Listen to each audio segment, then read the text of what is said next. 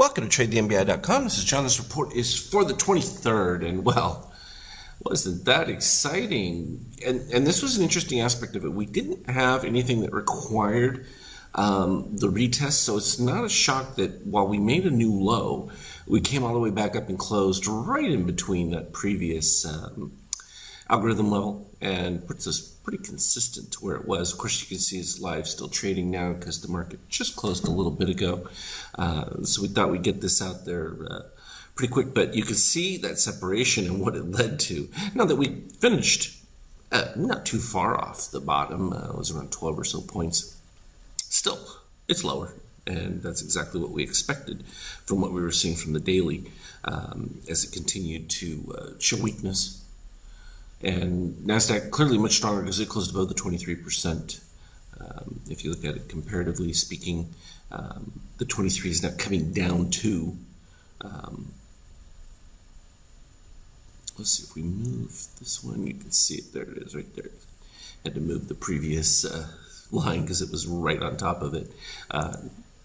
Not coincidentally, or maybe coincidentally in the sense that it's where the algo returned price to, which is why it collapsed. It's really a Morganacci rather than a regular Fibonacci, because now those would reset to the new low that was just made, even though it's what you would call kind of an extreme hammer. Euro held up quite well despite the rejection by Italy's EU of Italy's budget. Kind of an expected thing. It's sort of a interesting setup that they're holding right about this level. Doesn't seem to be much other reason than central bank involvement in trying to maintain some level of stability there. And as far as bonds, there was a big jump at the start because, of course, money fleeing to get safety, and then they trailed off as things turned around in dramatic fashion. And the nice plummet in oil certainly helps. Big reduction there eases inflationary pressures. Of course, that's going to take quite some time to trickle through, but it certainly takes away the idea that we could be continuing to press to new highs, putting more upside inflationary pressure on things. And of course, gold, like I said, that transition trade, the fear trade now moving back to precious metals as that concern goes well. So now here's, what a day, shrunk quite a bit. And so I was posting quite a few little tidbits as the day was going through, because we started off the previous day right back here. I'm on the far left edge here where we started to get the short signal, and that continued through. And this is what I talk about when that steel gets above the particularly red in this particular case. When you get this high move and you're above cyan so dramatically, that's clearly short range. Now, when you get the move that dips back below cyan and comes back up, usually you get a little pop with those. And I was kind of pointing that out later on with these little circles. They don't show up as much well. If you need to look, you can go back to the Skype chat and check them out. But we were pointing out that we were still seeing weak signals, and you can play them even in between. Every time there was a long that would come through with the dip below the orange line, that you were getting an immediate turnaround of the orange back above, and that negates the power of that upside move. Now, you would need to see green continue, which in this case it did, and when they met, as soon as it rejected, boom, that led to a new set of lows, which got a slow ebb higher and new little blurbs right here. But each of them, that's why this was so jagged, because there wasn't any consistency. Every time it started to move, orange was piercing back above, and you weren't getting any reset of the steel to indicate that the short run was over. And as you can see, the short run continued. I was posting about it as it was here, and we were seeing some continued strong moves where you get the separation, but it was all this move back and forth of the steel below cyan back above that was giving little bullish pops. And what I pointed out was, while this one was decent, when you get to this one, the problem with it is you don't have the corresponding orange breakdown, and that's why this one really wouldn't be considered the same kind of signal, because this is what we're really looking for, is these crossing points, and they need to come in conjunction with others, because as I've pointed out, these are all related one another. And then we ended up with this slow steady bump of the red rising, and even though the by turnarounds, you ended up with green over cyan right about here. So even though if the orange is above, in this case the orange wasn't above, but at that particular point you know that you've got a significant turnaround by configuration. I'm going to go ahead and enlarge this just a little bit so we can get a little easier view of that. And that was the beginning of the potential of more positive turnaround. And then, of course, we would get these little symbols for DOC spread turnarounds.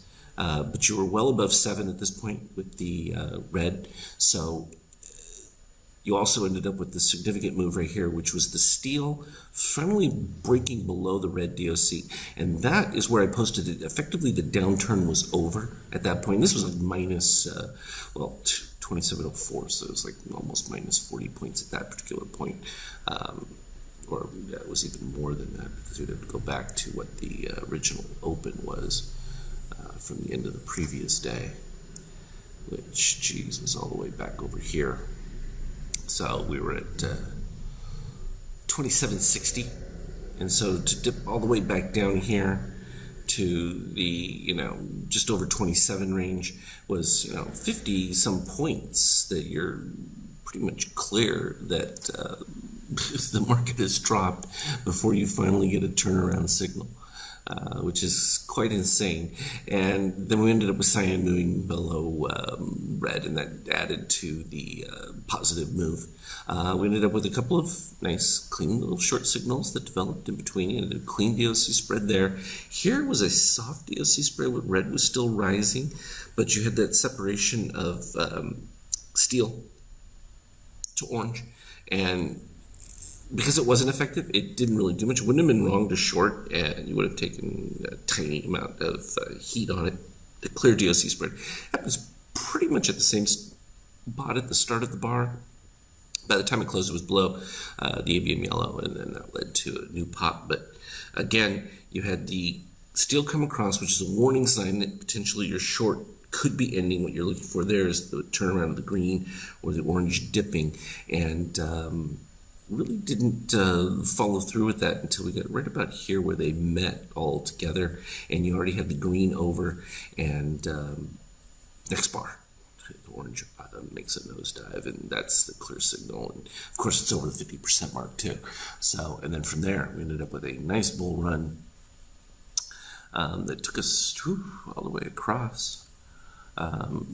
Even here, we were still getting very strong power readings from the red. It wasn't until it started to fade right here, but you can see that steel had reset, crossed above it right there, and then boom, the orange dipped below. And that let you know that the short was over at that point for a brief one, and then gives you an easy read for that turnaround, especially with the cyan under, and you get the exact inverse. And it's so powerful when you can see that inverse play of that cyan so far below red that you've got it made, and then it just stays like this. And so within these little pops, unless you get the steel moving back above and back down with green crossing below at the same time you're getting orange going above, they're just not as effective. And then you end up with a clean DOC spread, which takes place right around 49. And got the crossover warning not too long after that one. It's like, okay, you better pay attention. So I was looking for a green crossover, but that doesn't happen until right over here. And then you get the orange dip, and not quite significant enough of an orange dip to go below red. So I'm guessing this little pop here that we're looking at while the green has stayed above is still prolonged. May not have tremendous push through, but all in all, it was a spectacular day. Easy to trade, very clean. Like it when it's that smooth. So despite the volatility, this leaves all sorts of options to be able to attack. I love it. It's not for everybody, but certainly once you get a trend move and you're getting these 20-30 point swings, nice smooth runs, easy to follow. I mean, look at this one. Didn't even touch the ABM yellow until it was ready for it to be done with. It's like, you can't even complain about something like that being so easy. So, all in all, it was really good stuff. I think that from a daily standpoint, you'd have to see continuation of this. If it actually moves back towards the 2775, you would have what we would look for as a delta V reversal, and I would expect that to make a significant move to the upside. Not to mention, we're seeing some of the Morganacci decline right here.